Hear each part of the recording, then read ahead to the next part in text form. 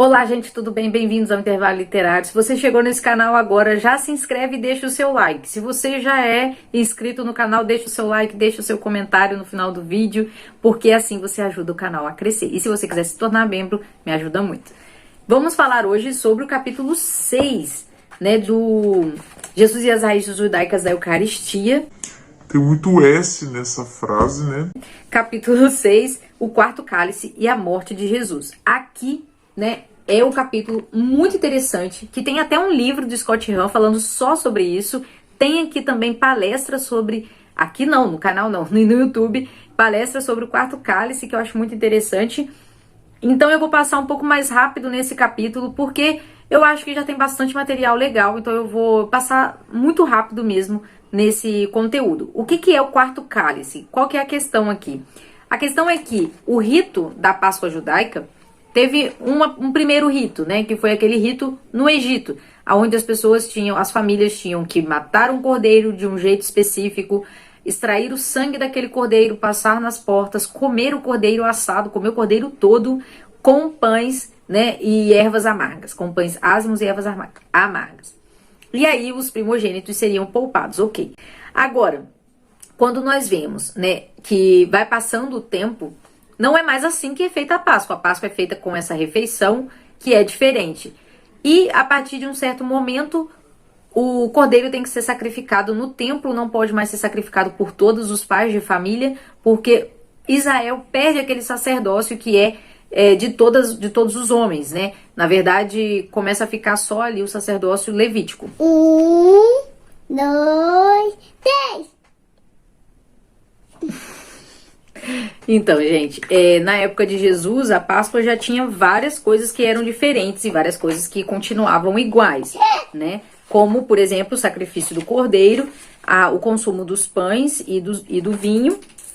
E tinha também a história que o patriarca da casa contava aos seus filhos, falando como se ele mesmo tivesse sido libertado do Egito, né?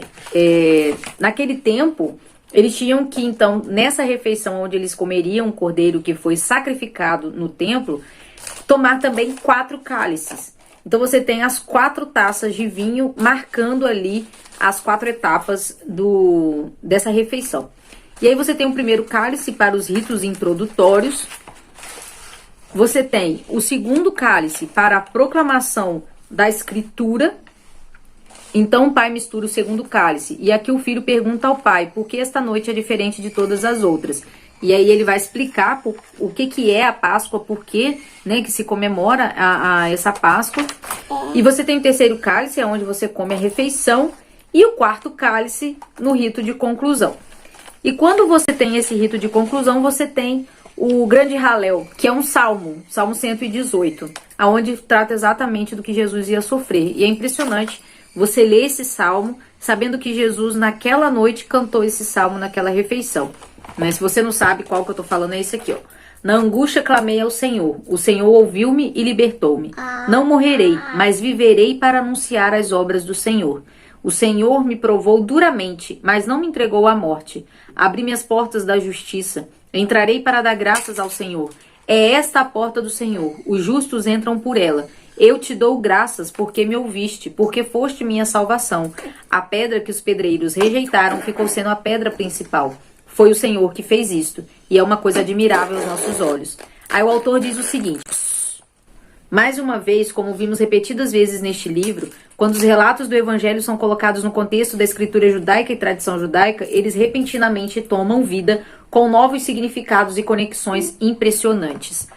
Esse salmo de Halel era, na verdade, ali o roteiro, né, da morte do Senhor e da ressurreição também.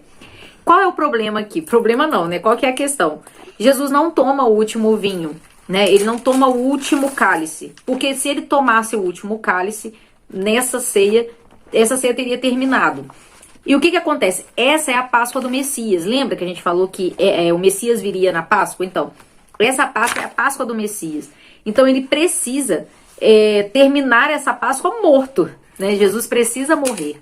Então, ele não pode tomar o último cálice. Essa é a questão.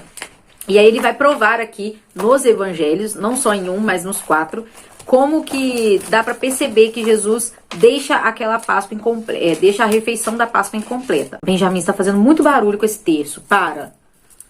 Por favor. Jesus faz um voto, né? Ele fala o seguinte: em seguida pegou um cálice, deu graças e passou a eles, dizendo: bebei dele todos, pois este é o meu sangue da nova aliança, que é derramado em favor de muitos para a remissão dos pecados. Eu vos digo, de hoje em diante não beberei deste fruto da videira, até o dia em que convosco beberei o vinho novo no reino do meu Pai. Depois cantaram um salmo, que seria o Halel, e saíram para o Monte das Oliveiras, certo? Então Jesus não toma, tanto que se você ler a descrição da paixão de Cristo, você vai ver que ele recusa vinho com mirra. Jesus vai tomar o vinho, né, que seria o vinagre, né, ele vai tomar esse vinho estragado, sei lá, passado, na cruz, tá? É a última vez. Aí quando ele toma, ele fala, está consumado, ou seja, ele termina a Páscoa na cruz, ele toma o último cálice na cruz. É impressionante isso. Ele estende a refeição da Páscoa até a sua morte, né, até terminar o sacrifício. E aí faz sentido quando ele vai pedir ao Senhor para passar, né? Quando ele lá no Getsemane, ele reza várias vezes, ele repete aquela oração: passa de mim esse cálice. O William Lane diz o seguinte: o cálice do qual Jesus se absteve era o quarto, que ordinariamente concluía a comunhão da Páscoa. Jesus havia usado o terceiro cálice associado com a promessa de redenção, para se referir à sua morte expiatória em nome da comunidade eleita. O cálice que ele recusou era o cálice da consumação. Impressionante. Ao esperar para beber o quarto cálice da Páscoa até o último momento de sua morte, Jesus uniu a última ceia à sua morte na cruz. Ao se recusar a beber o fruto da videira até que desse seu último suspiro, juntou a oferenda de si mesmo sob a forma do pão e vinho, à oferenda de si mesmo no Calvário.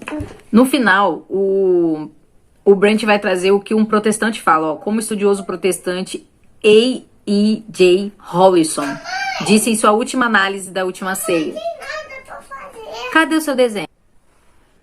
Ele vai dizer o seguinte: ao interpretar com antecedência o significado de sua Páscoa vindoura, Jesus estava, na verdade, fazendo com que ela fosse para todo sempre o que de outro modo não teria sido, isto é, um sacrifício pelos pecados do mundo.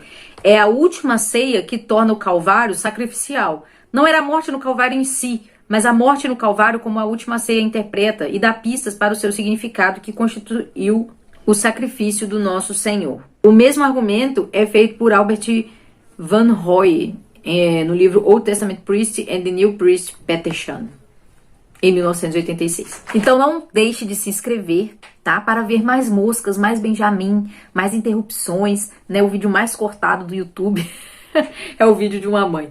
Então se inscreve, deixa o seu like, deixa também o seu comentário e compartilha com seus amigos. Tchau, tchau.